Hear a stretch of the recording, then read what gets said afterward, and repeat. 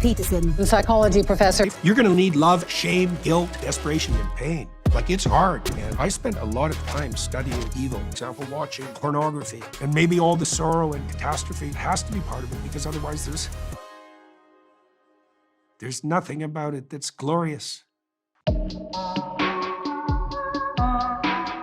Your book comes at a really interesting time in my life personally.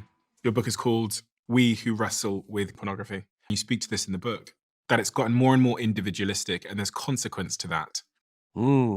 Adrift in a storm alone. And I've spent a lot of time looking at the pornography world online. I think there isn't anything better than that. First of all, it's addictive, and no wonder. I mean, it could have just finished me. Everybody acts out a story.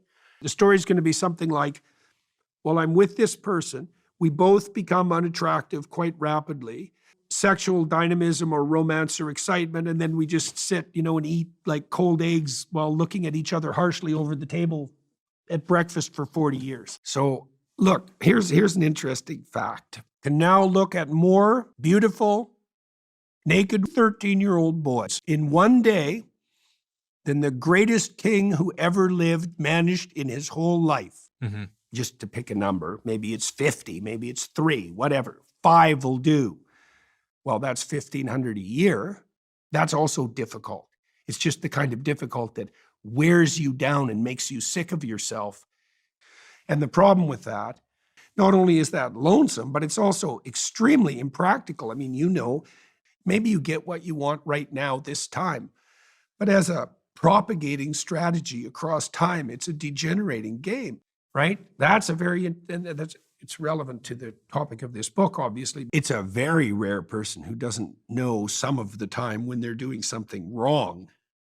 But there's a lot of preconditions for that. You have to have descended into hell in a way, or maybe even more profoundly, you sacrifice your potential relationship with women. That's a form of suffering in a way, and everybody goes through suffering. And because you've been through that, have you been able to develop a strategy or some kind of anchoring that helps you when the wind blows like that? Well, yeah, definitely. I tend to be narcissistic. Is that how you characterize yourself? Yeah, and careful, but because I like kids. And I particularly like being pulled in many directions at the same time. It's an adventurous way of navigating in the world because you don't know what's going to happen.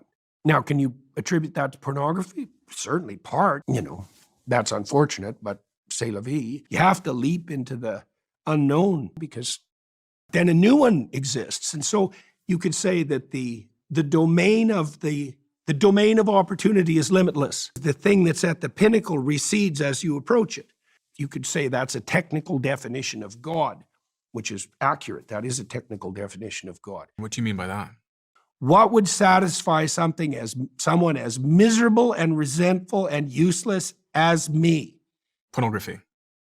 Any hedonistic endeavor is rewarding in the moment, obviously. There's life and sex. That's pretty much that. Pornography, masturbation fits into the ideal of heroic masculinity. I do understand why young men and young women are angry about it. It's like, where are the adults?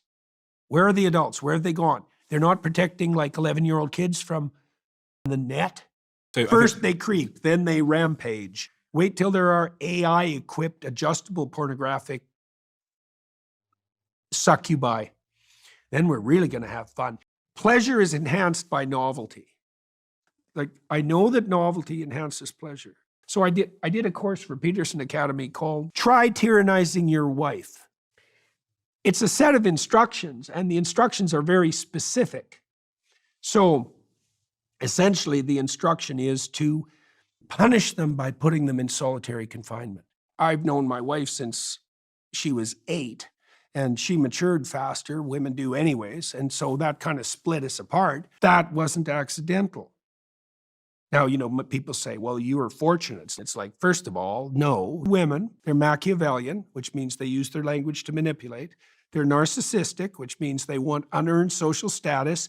They're psychopathic, which makes them predatory parasites. And they're sadistic, They're pretty pathological creatures. You throw all the women into the hands of the psychopaths. Like, it's hard for women to give themselves to men. And no wonder. It's amazing they ever do it. They have a lot on the line. Like, if I was a young woman, I would want to be at the top. But there's plenty of skeletons in the closet to be revealed. God, that's for sure. The reemergence of the dragon of chaos. It'll show its head.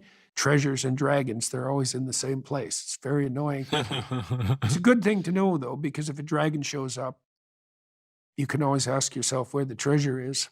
So people that consume pornography, do you think they're less motivated to attack life? No one believes that. Back in the 60s, Penthouse came out, and then Hustler came out, and Hustler was sort of, well, whatever Penthouse didn't show you, Hustler will show you. And it just shed all the pretensions that Playboy and Penthouse had.